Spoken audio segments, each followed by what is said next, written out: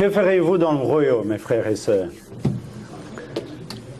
Vous qui sont là depuis les années, vous avez bien réfléchi à ça. Vous savez exactement ce que vous allez faire, n'est-ce pas? Eh bien, j'ai des nouvelles pour vous. Nous ne savons pas exactement tout ce que nous ferons. Toutefois, la Bible nous donne quelques indications. La Bible révèle le rôle que certains personnages bibliques auront dans le royaume. On va faire un petit topo de ça d'abord.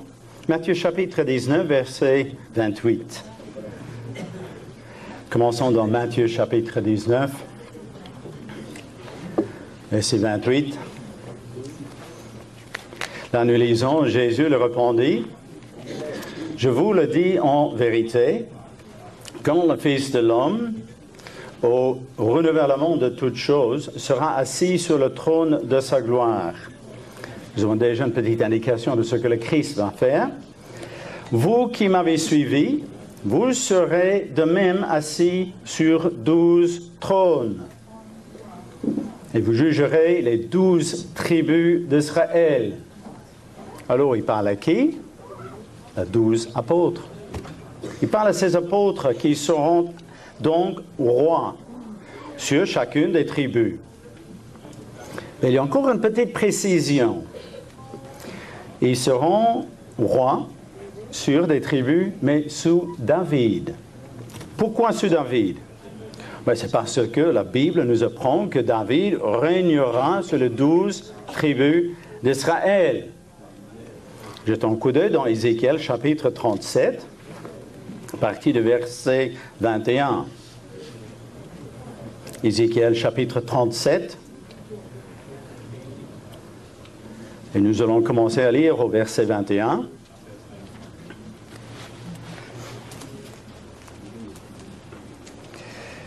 Tu le diras, ainsi parle le Seigneur l'Éternel. Voici, je prendrai les enfants d'Israël du milieu des nations, où ils sont allés. Je les rassemblerai de toutes parts, je les ramènerai dans leur pays, et je ferai de une seule nation dans le pays, dans les montagnes d'Israël. Et ils auront tous un même roi. Ils ne formeront plus de nations, ils ne formeront plus, et ils ne seront plus divisés en deux royaumes, nous lisons. Le royaume d'Israël sera réuni. La division entre le royaume d'Israël et le royaume de Juda n'existera plus. Verset 24, nous lisons alors, mon serviteur David sera leur roi. Et ils auront tous un seul pasteur. Ils suivront mes ordonnances, ils observeront mes lois et les mettront en pratique. Ils habiteront le pays que j'ai donné à mon serviteur Jacob, qu'en habitaient vos pères. Ils y habiteront, eux, les enfants de leurs enfants, à perpétuité. Et mon serviteur David sera leur prince pour toujours. David sera le roi. Et puis, les 12 apôtres, sous David. Abraham. On pense à Abraham aussi. Romains chapitre 4, verset 13. Romains chapitre 4, verset 13. En fait, la Bible nous apprend qu'il héritera le monde. Romains chapitre 4, verset 13. En effet, ce n'est pas par la loi que l'héritage du monde a été promis à Abraham ou à sa prospérité, c'est par la justice de la foi. Et nous sommes cette postérité. Nous hériterons le monde à venir. Héritier, si vous voulez. Mais dans sa grande sagesse, Dieu ne nous révèle pas exactement ce que nous allons faire, car il faut bien admettre que cela dépend de nous et ce que nous faisons maintenant. Comme M. Claude, comme M. Whitfield vous a dit dans leur message. Ça dépend de nous. Ça dépend des décisions que nous allons prendre. Cela dépend de la vie que nous allons mener d'ici là, le retour du Christ. Mais un jour, nous saurons exactement ce que nous ferons. Nous aurons des instructions précises. Dieu ne nous laissera pas dans le flou. Jetons un coup d'œil dans 1 Corinthiens chapitre 13, verset 12. Première épître aux Corinthiens, chapitre 13, verset 12.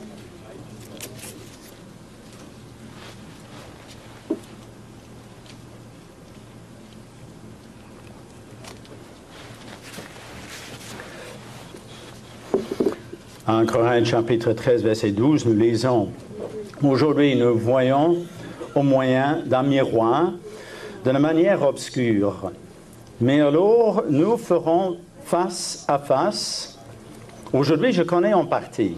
Mais alors, je connaîtrai comme j'ai été connu. » C'est dans un miroir obscur, de manière obscure pour l'instant. Mais le sujet aujourd'hui de mon sermon concerne notre préparation au royaume, notre préparation au millénium, par extension le royaume, bien entendu, notre préparation. Nous savons que nous devons nous y préparer. Nous sommes appelés pour cette préparation, n'est-ce pas? Et je voudrais que cette préparation soit bien concrète dans votre esprit, dans votre tête, afin de passer à l'action, sans plus tarder. Nous savons dans la grande ligne que dans le royaume, nous serons des êtres spirituels. Tous ceux qui sont restés fidèles après avoir été baptisés, et puis changés au retour du Christ, au ressuscité, n'est-ce pas? Nous serons des membres de la famille divine. Nous serons donc des dieux soumis à notre Père et notre frère aîné. Nous savons aussi que nous serons des sacrificateurs et des rois. Notre rôle est que nous serons des enseignants, comme M. Clore nous a expliqué. Nous savons que de temps en temps, nous nous manifesterons physiquement comme le fait le Christ. Et lorsqu'il le fit, nous savons qu'il a partagé des repas avec certains individus, comme il l'a fait avec Abraham, comme il l'a fait avec ses disciples. Le Christ annonça à ses disciples qu'ils auront l'occasion de boire du vin avec eux dans le royaume. Marc chapitre 14, verset 25. Vous le notez, Marc chapitre 14, verset 25, qui dit « Je vous le dis en vérité, je ne boirai plus jamais du fruit de la vigne jusqu'au jour où je le boirai à nouveau dans le royaume de Dieu. » Mais de manière spécifique, que ferons-nous? Nous ne le savons pas précisément. Dieu donnera des responsabilités à chacun. Et à ce jour, nous ne savons pas exactement ce que nous ferons. Toutefois, nous devons nous préparer pour le royaume. Alors, en quoi devons-nous nous préparer? Eh bien, voyons ce que nous devons faire, ou ce que nous pouvons faire, concrètement. Pour cela, voyons des rôles que nous connaissons et demandons-nous ce que nous pouvons faire aujourd'hui pour nous y préparer. Et pour cela, je voudrais passer en revue quelques rôles afin que nous réfléchissions à la manière dont nous devons nous préparer aujourd'hui, maintenant. Je veux que ce soit très concret pour chacun de nous. Car cette préparation, frères et sœurs, ne doit pas être abstraite, elle doit être concrète, claire dans votre esprit ce que nous faisons, ce que vous faites maintenant. Il ne s'agit pas de paroles, mais il est plus que temps d'agir. Nous serons des sacrificateurs. Apocalypse chapitre 5, versets 9 et 10, si vous voulez bien. Premier point. Nous serons des sacrificateurs. Un ange puissant, fera une proclamation très solennelle au Christ au moment de son avènement. Et dans cette proclamation, il fait une déclaration sans équivoque. Et cela nous concerne. Apocalypse chapitre 5, verset 9. Tu as racheté pour Dieu par ton sang des hommes de toute tribu, de toute langue, de tout peuple et de toute nation. Tu as fait d'eux un royaume et des sacrificateurs pour notre Dieu, et ils régneront sur la terre. Vous serez des sacrificateurs. Un sacrificateur est une personne qui s'occupe du peuple de Dieu. Le sacerdoce moderne est le ministère.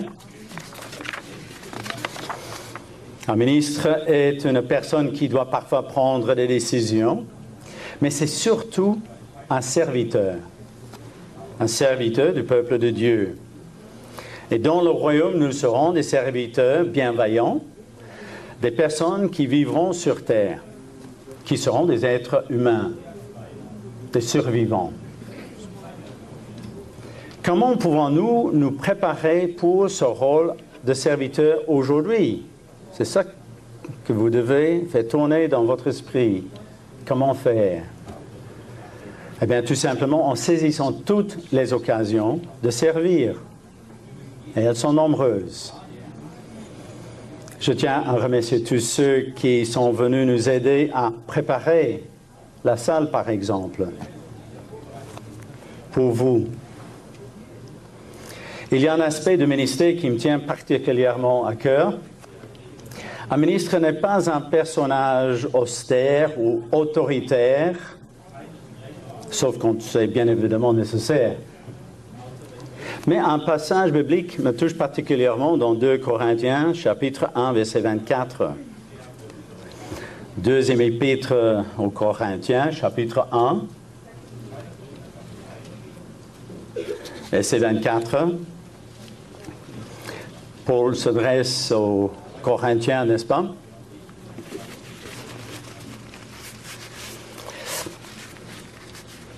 Deuxième épître aux Corinthiens, chapitre 1, verset 24. Et il déclare ici, « Je prends Dieu à témoin sur mon âme, que c'est pour vous épargner que je ne suis plus allé à Corinthe, non pas que nous dominions sur votre foi, mais nous contribuons à votre foi, car vous êtes fermes dans la foi. » Alors concrètement, vous pouvez cultiver entre nous une attitude positive.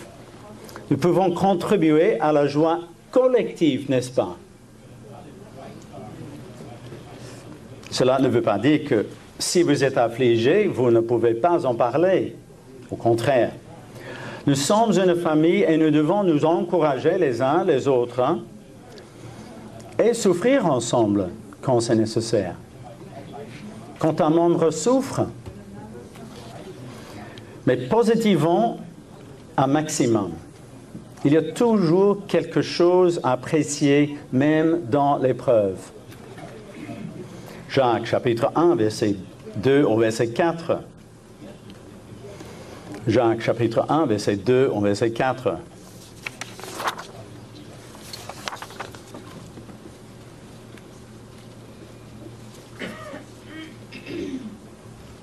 Jacques chapitre 1, verset 2 au verset 4, nous lisons ici, « Mes frères, regardez comme un sujet de joie complète les diverses épreuves auxquelles vous pouvez être exposés, sachant que l'épreuve de votre foi produit la patience.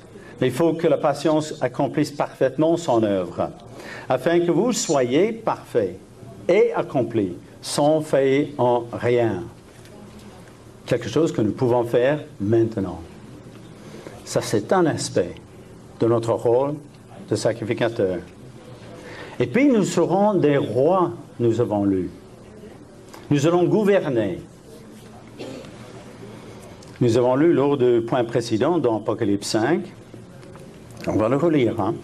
Nous allons devenir un royaume de sacrificateurs. J'ai pris la version Darby. Et je pense que le Darby traduit mieux ce passage. En anglais, c'est déjà clair, mais pour les Français, nous allons le relire dans la version Darby. Apocalypse chapitre 5, verset 10, qui dit « Tu les as faits rois et sacrificateurs pour notre Dieu. » Nous n'aurons pas une couronne sur la tête sans fonction concrète. Le Christ va distribuer des responsabilités à chacun. Luc chapitre 19, verset 17. Luc chapitre 19, verset 17, verset 17. Luc 19, 17.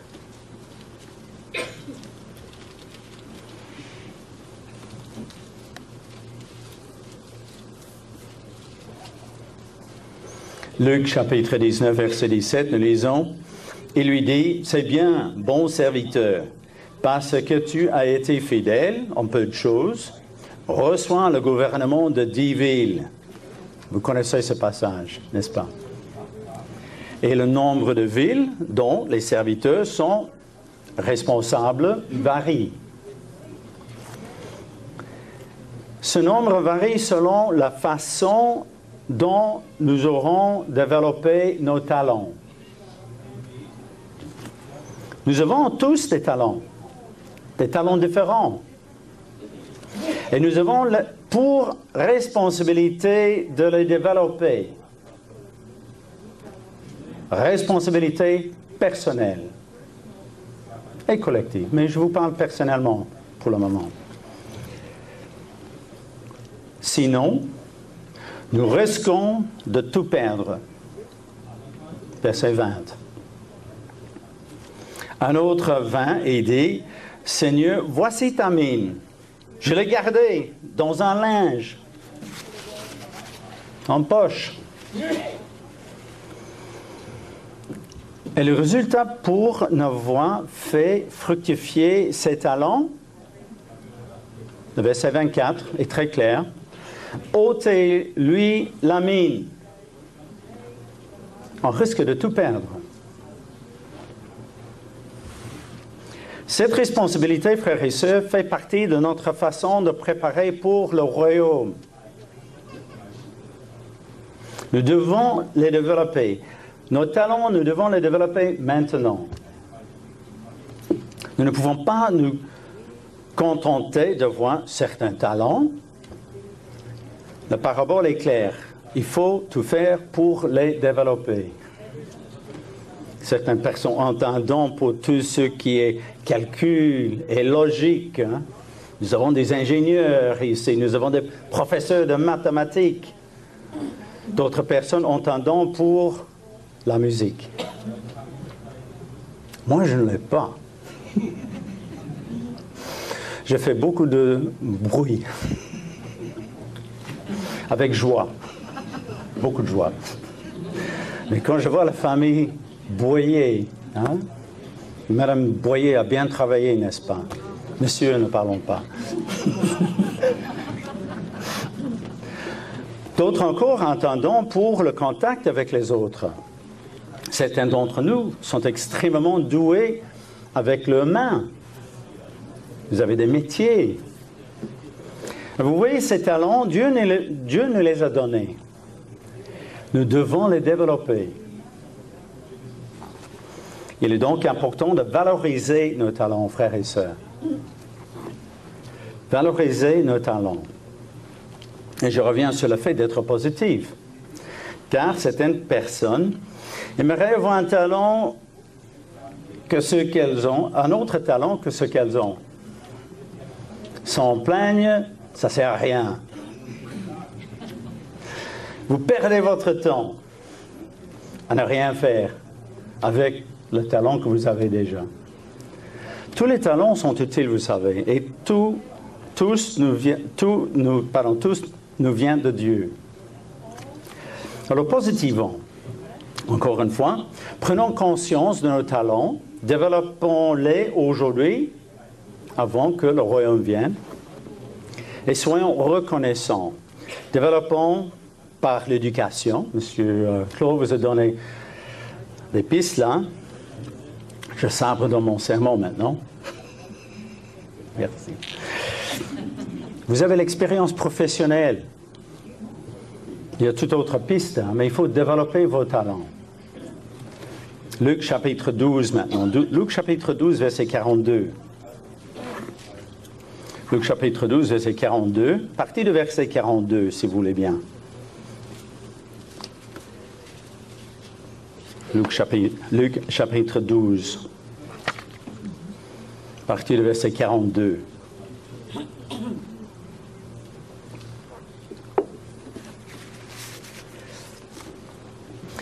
Le Seigneur dit, quel est donc l'économe fidèle et prudent que le maître établira sur ses gens pour leur donner la nourriture au temps convenable. Heureux ce serviteur que son maître, à son arrivée, trouvera faisant ainsi. Hein, il travaille. Je vous le dis en vérité, il établira sur tous ses biens. Il y a verset 45. Mais si ce serviteur dit en lui-même, mon maître tarde à venir, s'il se met à battre ses serviteurs et les servantes, à manger, à boire et à s'enivrer, le maître de ce serviteur viendra le jour où il ne s'y attend pas et à l'heure qu'il ne connaît pas. Il le mettra en pièces. Il lui donnera sa part avec les infidèles. Et le serviteur qui, ayant connu la vérité, la volonté de son maître, autrement dit, qui agit en toute connaissance de cause, n'a rien préparé et n'a pas agi selon sa volonté, sera battu d'un grand nombre de coups. Je crois que c'est clair. Hein? Luc chapitre 22, s'il vous plaît, verset 24. Luc chapitre 22, verset 24, maintenant. Nous aurons des postes importants, très importants. Mais nous ne ferons rien de bon, frères et sœurs, si nous n'avons pas l'humilité. L'humilité est incontournable pour être un bon serviteur de Dieu. Quelque chose que nous devons nous inculquer maintenant. Luc chapitre 22. C'est un avertissement ici, mais il y a quand même des choses très très positives. Lisons ici Luc 22, verset 24. Il se leva aussi parmi les apôtres une contestation. Lequel d'entre eux devait être estimé le plus grand? Un manque d'humilité. Jésus leur dit, les rois des nations les maîtrisent et ceux qui les dominent sont appelés bienfaiteurs. Qu'il n'en soit pas de même pour vous, mais que le plus grand parmi vous soit comme le plus petit, et celui qui gouverne comme celui qui sert. Car quel est le plus grand? Celui qui est à table ou celui qui sert? N'est-ce pas celui qui est à table, hein, le grand chef, hein, qui est assis devant tout le monde? Et moi, cependant, je suis, et voilà l'exemple ici, je suis au milieu de vous comme celui qui sert. C'est Jésus-Christ, notre frère aîné, qui parle. Vous êtes ceux qui avez persévéré avec moi dans mes épreuves. C'est pourquoi je dispose d'un royaume en votre faveur.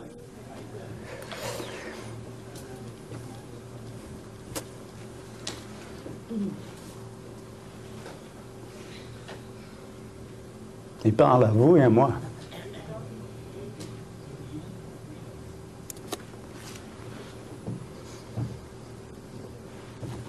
C'est pourquoi je dispose d'un royaume en votre faveur, comme mon Père a disposé en ma faveur. afin que vous mangiez et buviez à ma table dans mon royaume, et que vous soyez assis sur les trônes. Il parle ici à ses disciples pour juger les 12 tribus d'Israël. Par conséquent, frères et sœurs, aujourd'hui et demain et après-demain et sans cesse, demandez-vous si vous êtes suffisamment humble. Cultivez l'humilité. Cultiver l'humilité est une façon de nous préparer pour le royaume de Dieu. Nous devons considérer les autres comme étant meilleurs que vous. C'est aussi simple que ça. Il est stérile de s'élever au-dessus des autres, comme le Christ l'a expliqué à ses disciples.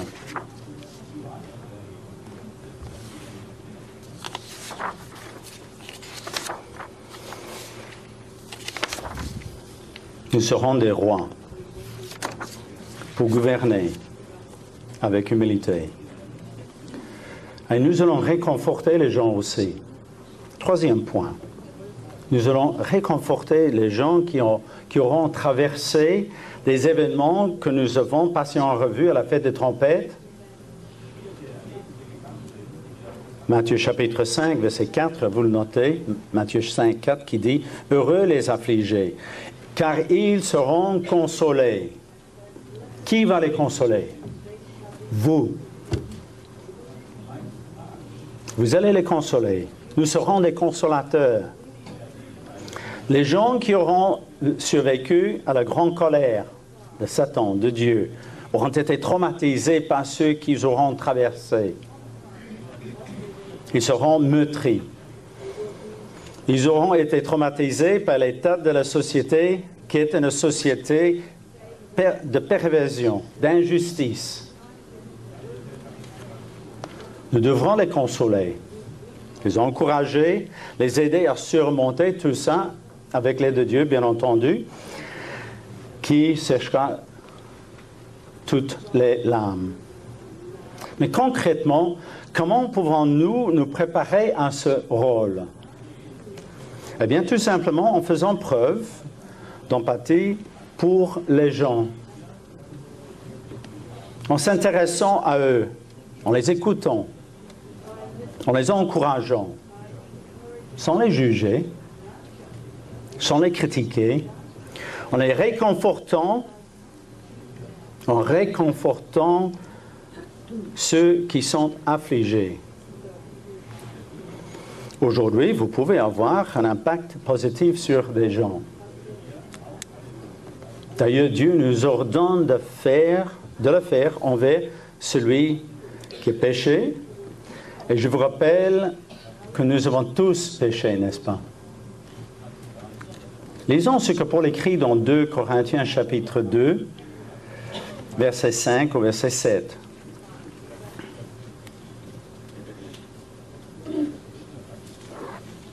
« 2 Corinthiens chapitre 2, verset 5.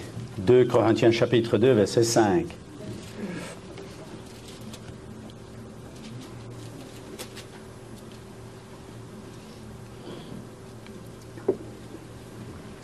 C'est Paul qui écrit ici. Si quelqu'un a été une cause de tristesse, ce n'est pas moi qui l'a attristé, c'est vous tous, du moins en partie, pour ne rien exagérer. Une petite reproche ici. Verset 6. Il suffit pour cet homme de châtiment qui lui a été infligé par le plus grand nombre, en sorte que vous devez bien plutôt lui pardonner et le consoler.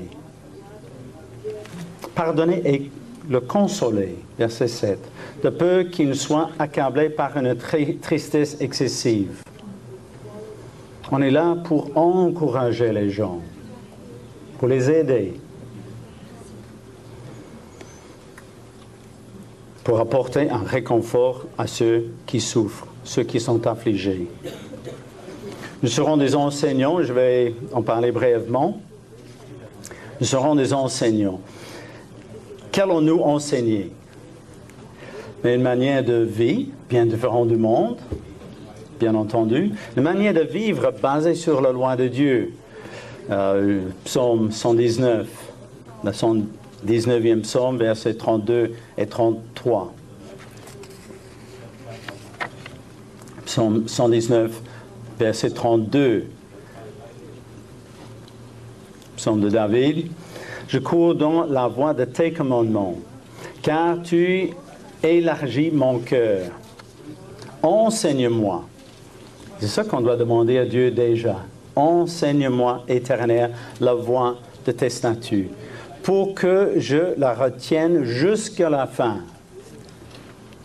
Donne-moi l'intelligence pour que je garde ta loi et que je l'observe de tout mon cœur. Conduis-moi dans le sentier de tes commandements, car je l'aime. Incline mon cœur vers tes préceptes et non vers le gain. Détourne mes yeux de la vue des choses vaines. Fais-moi vivre dans ta voie. Pour enseigner, il faut le vivre, il faut le connaître. Il faut bien connaître sa matière. Il faut maîtriser, bien maîtriser le sujet. Nous devons donc, de manière concrète, étudier la voie de Dieu, étudier la loi de Dieu, étudier la parole de Dieu. Nous devons nous éduquer avant de pouvoir enseigner. L'éducation est quelque chose que nous ne devons jamais négliger. D'ailleurs, l'observance annuelle des fêtes divines fait partie de notre éducation, elle nous enseigne le plan de Dieu. Chaque année, nous reflétons, nous pratiquons la fête de Dieu. Dieu nous éduque continuellement. Il nous donne une sainte convocation tous les sabbats pour apprendre. Et il permet que nous ayons des épreuves pour apprendre. Isaïe chapitre 30, verset 20 et verset 21. Isaïe chapitre 30, verset 20. Et en fait, à notre tour, nous allons éduquer les gens qui seront sur terre. Isaïe chapitre 30, verset 20, nous lisons « Le Seigneur vous donnera du pain dans l'angoisse et de l'eau dans la détresse. Ceux qui t'instruisent ne se cacheront plus, mais tes yeux verront ceux qui t'instruisent. » C'est vous et moi, espérons, n'est-ce pas? Tes oreilles entendront derrière toi la voix qui dira « Voici le chemin, marchez-y, car vous iriez à droite ou vous iriez à gauche. » Alors préparons-nous, frères et sœurs, déjà ce travail d'enseignant en étudiant, sans nous enlacer, la parole de Dieu. Un cinquième point, nous allons reconstruire le monde. Nous allons reconstruire le monde. Amos chapitre 9, verset 14. Amos chapitre 9, verset 14, s'il vous plaît.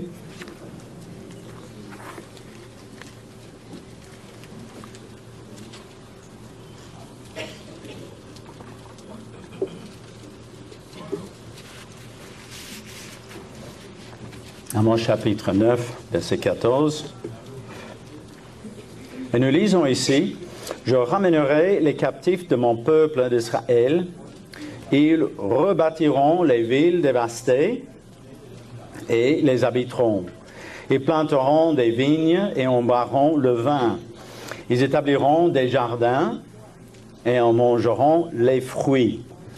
Je les planterai dans leur pays. Et ils ne seront plus arrachés du pays que je leur ai donné, dit l'Éternel, ton Dieu. » Certains d'entre nous ont un talent direct avec cette reconstruction. Monsieur Whitfield voudrait faire du jardinage, peut-être. D'autres vont reconstruire les bâtiments en forme de pyramide, cube. Mais la reconstruction du monde touchera des tas d'aspects. Hein? Les talents que Dieu nous a donnés sont des choses qui nous seront utiles pour cette reconstruction. Et encore une fois, la préparation pour ce travail de reconstruction que nous superviserons est le développement de nos talents aujourd'hui. Et je pense que ce sera une véritable révélation pour nous de découvrir combien nous pouvons aider et combien notre société a fait fausse route dans tous les domaines comme l'urbanisme. Nous allons reconstruire des villes, mais des villes telles que Dieu les conçoit. Des villes où il fera bon vivre, des villes où on sera en sécurité, des villes où les personnes âgées ne devront pas craindre qu'on les agresse pour leur dérober leurs économies. Zacharie chapitre 8, verset 4 au verset 9. Zacharie chapitre 8, s'il vous plaît, à partir du verset 4. Zacharie chapitre 8, verset 4. Je regarde Zacharie là. Zacharie chapitre 8, verset 4. Si vous ne connaissez pas Zacharie, il était le plus petit. Je ne sais plus ce qu'il jouait, Zacharie. Zacharie chapitre 8, verset 4, s'il vous plaît. Ainsi parle l'Éternel des armées, des vieillards et des femmes âgées assiéront encore dans les rues de Jérusalem, chacun le bâton à la main, à cause du grand nombre de leurs jours. Les rues de la ville seront remplies de jeunes garçons, de jeunes filles jouant dans les rues. Ainsi parle l'Éternel des armées. Si la chose paraît étonnante aux yeux du reste de ce peuple en ces jours-là, sera-t-elle de même étonnante à mes yeux, dit l'Éternel des armées. Ainsi parle l'Éternel des armées. Voici, je délivre mon peuple du pays de l'Orient, du soleil couchant. Je les ramènerai et ils habiteront au milieu de Jérusalem. Ils seront mon peuple et je serai leur Dieu avec vérité et droiture. Ces villes qui seront reconstruites, nous en aurons la responsabilité. Elles seront tellement différentes des villes modernes où règne la criminalité, la pollution.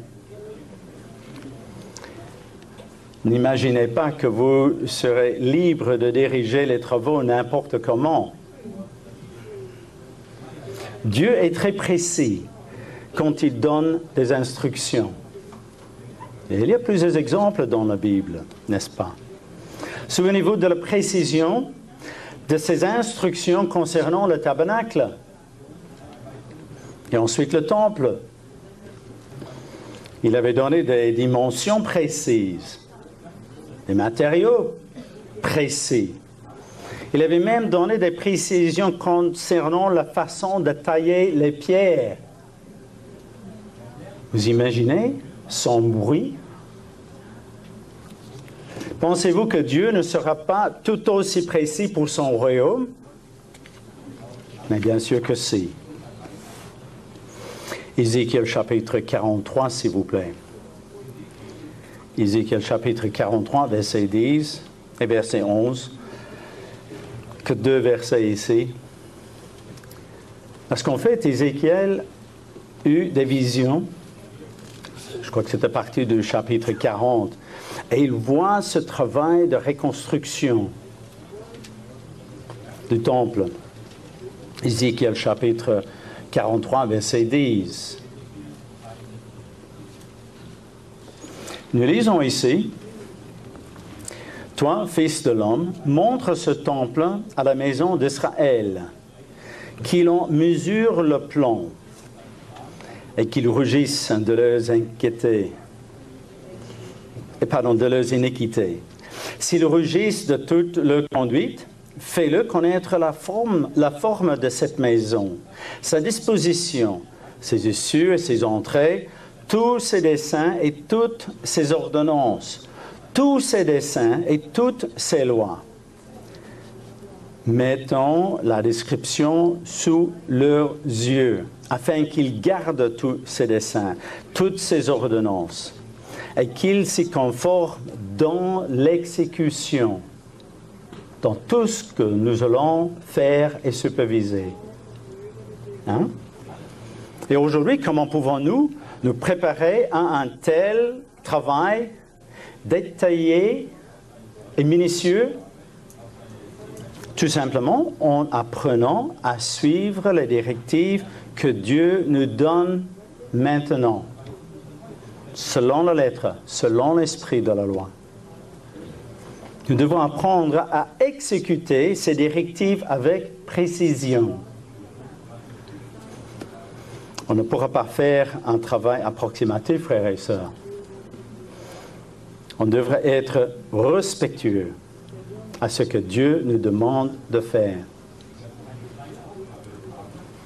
Un autre point, le 6e point, nous allons nettoyer la nature. Nous allons être témoins d'un changement dans la nature. Nous allons nettoyer cette nature.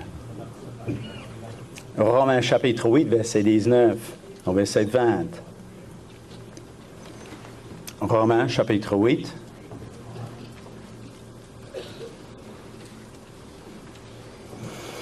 Romains chapitre 8, verset 19.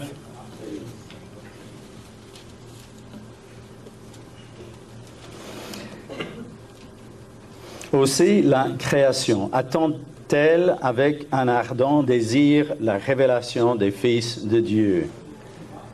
Car la création a été soumise à la vanité, non à son gré, mais à cause de celui qui l'y a soumise, avec l'espérance qu'elle aussi sera affranchie de la servitude de la corruption, pour avoir part à la liberté de la gloire des enfants de Dieu.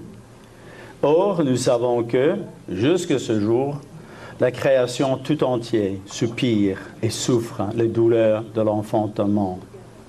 Si Claude, M. Whitfield en parlait. La nature des animaux va être changée. Isaïe chapitre 11. J'ai l'impression que vous n'avez pas bien saisi ces quelques versets, alors je vais le relire avec vous. Isaïe chapitre 11, verset 6 au verset 8. Je trouve ceci magnifique. Ceux qui habitent en Afrique du Sud, par exemple, quand ils voient un lion, eh bien, je le ressens maintenant, j'ai les cheveux qui se dressent derrière la nuque, là. Hein? Le loup habitera avec l'agneau. La panthère se couchera avec les chevreaux. Le veau, le lionceau et le bétail qu'on engraisse seront ensemble. Quel changement! Ça sera incroyable. Et un petit enfant les conduira. La vache et l'ours auront un même pâturage. Le petit un même gîte. Et le lion, comme le bœuf, mangera de la paille. Le nourrisson s'abattra sur l'entrée de la vipère, et l'enfant sevré mettra sa main dans la caverne du basilic. C'est difficile à imaginer aujourd'hui, n'est-ce pas? Alors, que pourrions-nous faire pour préparer à ce travail? À ce travail pour nettoyer la nature? Bien, la meilleure façon de nous préparer à ce travail est de respecter la nature aujourd'hui. Un chrétien ne doit pas polluer, il doit agir avec respect envers les mécanismes naturels créés par Dieu. Et si vous vous promenez dans la nature, vous remarquerez toute saleté que vous trouverez est l'œuvre d'un homme par les animaux. Jamais un animal. Un chrétien ne doit pas traiter la nature comme une poubelle. L'humanité moderne a pris conscience qu'elle a abîmé beaucoup de choses, y compris les océans, avec des vastes étendues de plastique. Hein. Vous avez peut-être vu les images à la télévision. Les grands étendues de plastique qui sont une catastrophe. Hein, pour les tortues, par exemple. Les tortues de mer qui se nourrissent de méduses et qui prennent des plastiques pour des méduses. Le monde a conscience de la pollution qui s'est développée aussi vite que la technologie. Et le monde est dépassé et subit des conséquences. Parfois, les hommes ferment les yeux en toute connaissance de cause sur des conséquences écologiques graves pour une question d'argent. Gagner de l'argent est bien plus important que de préserver la santé des gens ou la mer et agir dans la nature de manière irrespectueuse. Quant à nous, frères et sœurs, nous qui sommes appelés à contribuer à ce grand nettoyage, nous ne devons pas jeter les déchets n'importe où. Vous les ramassez hein, quand vous êtes sur le camp. Sur le site. Je parle aux jeunes là aussi. On ramasse les déchets, on les jette à la poubelle, n'est-ce pas? Nous devons respecter la nature. Et ce respect existera dans le royaume. Michée chapitre 4, verset 4. Michée chapitre 4, verset 4.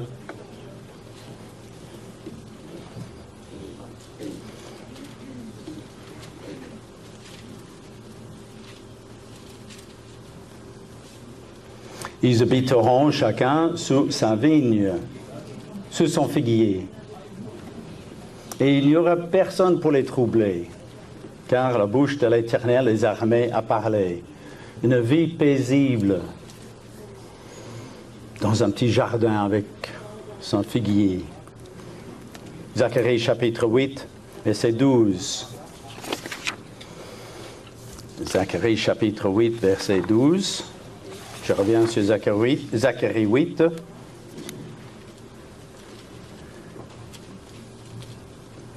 Zacharie chapitre 8, verset 12. Nous lisons ici, « Car les semailles prospéreront, la vigne rendra son fruit, la terre donnera ses produits, et les cieux enverront leur rosée. Et je ferai jouir de toutes ces choses le reste de son peuple. » Alors, frères et sœurs, si vous cultivez un petit bout de terre, vous devez, vous aussi, mettre en pratique, dans la mesure du possible, n'est-ce pas, les lois de Dieu. Le repos de la terre. Tout ce qui concerne l'agriculture. C'est une bonne préparation pour ce travail qui nous attend. Et si vous ne cultivez pas, vous pouvez peut-être apprendre à cultiver. Vous pouvez vous éduquer et apprendre les lois bibliques qui se rapportent à l'agriculture. Ézéchiel chapitre 47. Ézéchiel chapitre 47. Nous avons vu, ou vous avez vu peut-être, lors de la fête des trompettes, que les eaux vont s'ouvrir. Les eaux vont s'ouvrir lors du jour de la grande colère de Dieu. Mais quand on lit certaines descriptions du royaume, il y a un contraste. Et le contraste avec ces eaux changées en sang et la pureté des eaux est saisissant. Jetons un coup d'œil ici dans Ézéchiel chapitre 47. Il va y avoir un changement ici. Ézéchiel chapitre 47, verset 1. Il me ramena vers la porte de la maison, et voici de l'eau sortait sous le seuil de la maison à l'Orient, car la face de la maison était à l'Orient.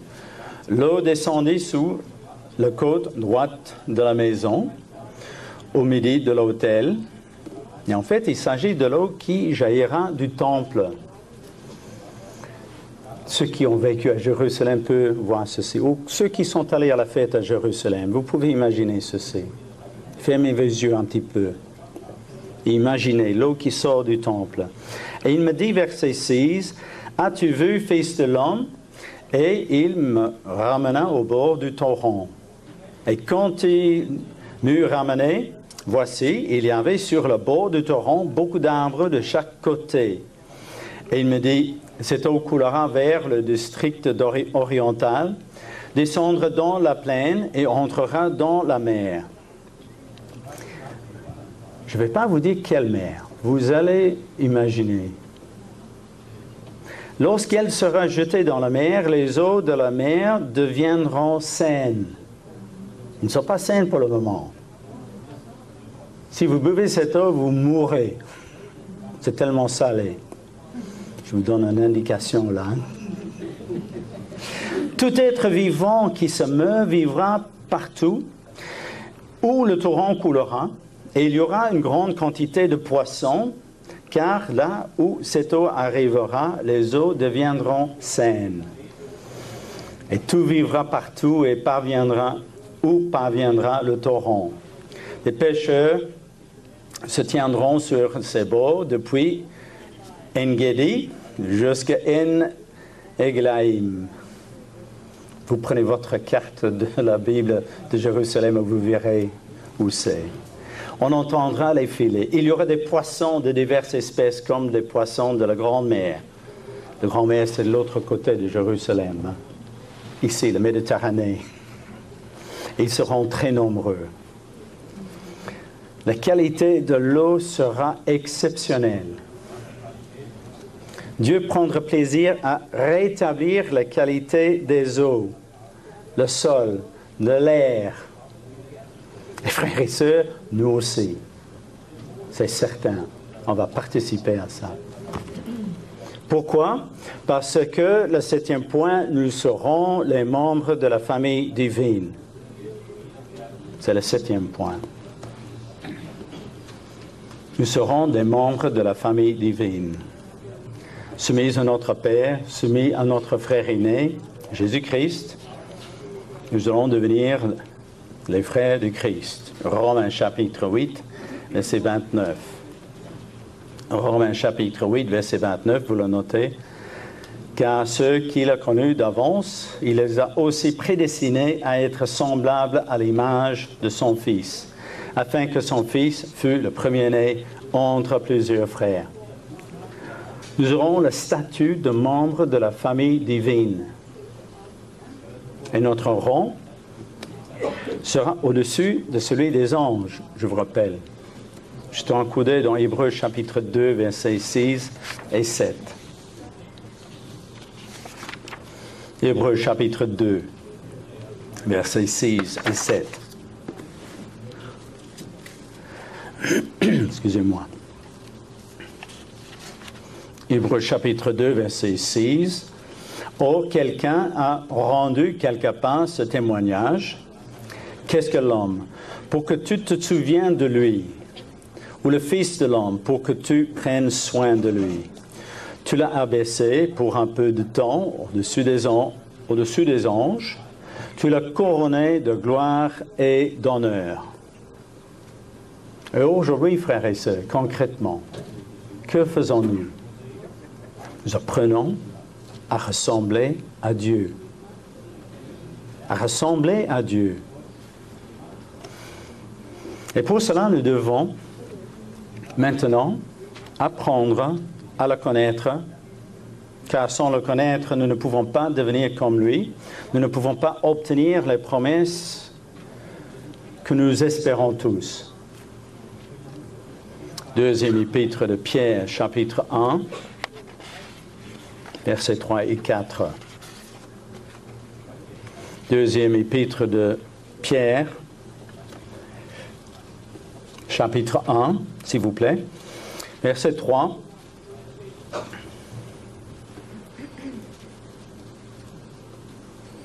Deuxième épître de Pierre, chapitre 1, nous lisons ici au verset 3. Comme sa divine puissance nous a donné tout ce qui contribue à la vie et à la piété, au moyen de la connaissance de celui qui nous a appelés. C'est pour ça que c'est si important de connaître Dieu. Par sa propre gloire, par sa vertu, lesquelles nous assure de sa part la plus grande et la plus précieuse promesse, afin que par elle, vous deveniez participants de la nature divine, en fuyant la corruption qui existe dans le monde par la convoitise. La connaissance de la personne de Dieu, de sa personnalité, de sa sagesse, de ses intentions, pour nous tous, sont essentielles. Et une fois que nous comprenons qui est Dieu, quel personnage merveilleux et parfait il est, nous avons des instructions précises concernant ce que nous devons faire avec cette connaissance. Nous sommes responsables de cette connaissance, frères et sœurs. Soyez mes imitateurs, nous lisons dans 1 Corinthiens chapitre 1, verset 1, comme je le suis moi-même de Christ. Et si nous devions résumer Dieu en un mot, quel mot trouvons-nous? Amour. Deux mots pour résumer Dieu: perfection et amour. Ce n'est pas pour rien que la fête de pain sans levain dure 7 jours. Cette durée de temps nous fait prendre conscience que l'élimination du péché de notre vie dure toute la vie. Toute la vie, nous devons sonder notre cœur, notre vie et chercher ce qui n'est pas conforme à la volonté de Dieu, afin de l'éliminer, n'est-ce pas? Nous devons également demander à Dieu de nous aider à voir ce que nous ne voyons pas, ce qui n'est pas clair. C'est ça le processus de perfectionnement que nous devons nous imposer. Bien entendu, ce processus n'aboutira jamais à la perfection tant que nous serons humains. On n'est pas loin. On n'est pas loin. Le temps de la fin s'approche, n'est-ce pas? Seul Dieu est parfait. Et par conséquent, nous ne nous décourageons pas quand nous trébuchons. Prenons conscience de nos erreurs en nous relevant. Repentons-nous profondément et sincèrement en changeant. Demandons Dieu à pardon. Et de là, reprenons notre chemin vers la perfection. Ce processus de perfectionnement est l'œuvre de Dieu avec notre collaboration. Quant à l'amour de Dieu que nous devons imiter afin de ressembler à Dieu, et nous pouvons prêcher de nombreux sermons, n'est-ce pas, à ce sujet, mais je ne mentionnerai que 2 aspects, la miséricorde et la bienveillance. Dans le contexte de notre préparation pour le royaume, en tant que fils engendrés de Dieu, nous devons développer aujourd'hui toutes les caractéristiques de Dieu, n'est-ce pas? Nous devons pardonner aux autres. D'ailleurs, c'est une condition pour que Dieu nous pardonne à son tour. Et c'est très sage d'avoir mis cette condition. Cela nous oblige à aller vers les autres et à imiter Dieu. Pardonner. C'est aussi une condition pour rentrer dans le royaume de Dieu. Dans sa grande sagesse, Dieu nous demande de pardonner aux autres avant d'avoir son pardon. Son pardon, nous en avons tous besoin, n'est-ce pas? Matthieu chapitre 7, Matthieu chapitre 5, verset 7. Matthieu chapitre 5, verset 7. Nous lisons « Heureux les miséricordieux, car ils obtiendront miséricorde. » La bienveillance, c'est veiller au bien-être des autres. C'est agir pour leur bien. Il est tellement agréable de fraterniser, n'est-ce pas, dans une atmosphère ou dans un climat bienveillant. Hein? Comme ici à la fête de Tabernacle. Les disputes, l'animosité, ça c'est suivre la voie de Satan. Ça c'est conformer à la voie de Satan. Dieu est un Dieu d'amour, un Dieu de paix, un Dieu de réconciliation. Chercher la réconciliation est un acte de bienveillance profonde. Encore une fois, il y a quoi de donner des sermons ici. Frères et sœurs, la préparation au royaume ne peut pas être un concept abstrait. Ça doit être bien clair dans votre esprit. Nous devons passer à l'action. Nous devons préparer activement. Je vous ai donné une série de pistes pour vous préparer aux différentes tâches qui nous seront confiées. N'oublions pas, frères et sœurs, nous serons des sacrificateurs. Nous serons des rois. Nous serons des consolateurs. Nous serons des enseignants. Nous allons reconstruire le monde, y compris le nettoyage de la nature, parce que nous serons les membres de la famille divine. 1 Pierre, chapitre 5, verset 10. Première épître de Pierre, chapitre 5, verset 10.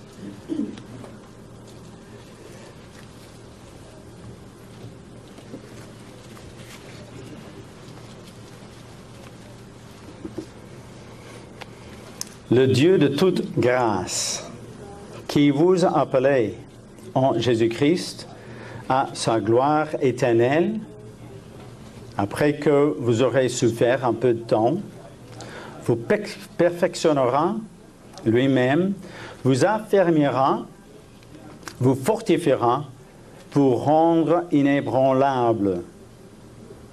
Alors réfléchissez bien, s'il vous plaît, frères et sœurs, à chacun de ces rôles qui sont les vôtres.